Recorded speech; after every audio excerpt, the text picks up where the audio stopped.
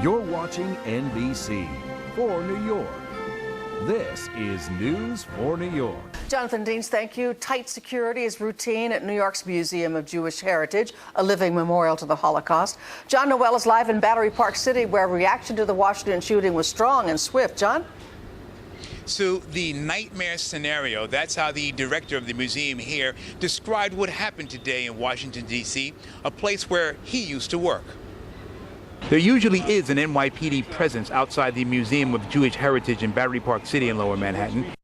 In light of today's event in Washington, D.C., that presence has been beefed up. I know, having worked at the museum in Washington for 3 years as associate director, that at a time like this in late spring, the building is filled with school children and visitors from out of state and from around the country and around the world.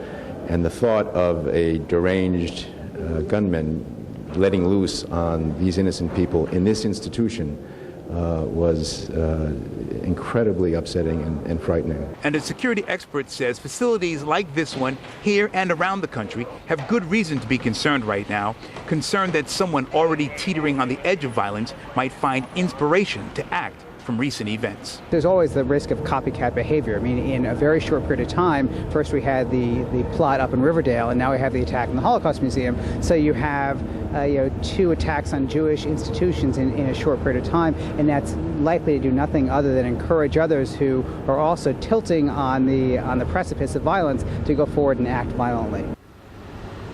And the security expert we spoke with said it is important that law enforcement identify potential threats before they act and maybe put them under surveillance. Reporting live in Lower Manhattan, John Noel, News 4 New York. John, thank you. NBC Nightly News with Brian Williams will have an in-depth coverage of the shootings at the Holocaust Museum. Get the latest reports from Washington, D.C. right after this newscast at 6:30 p.m.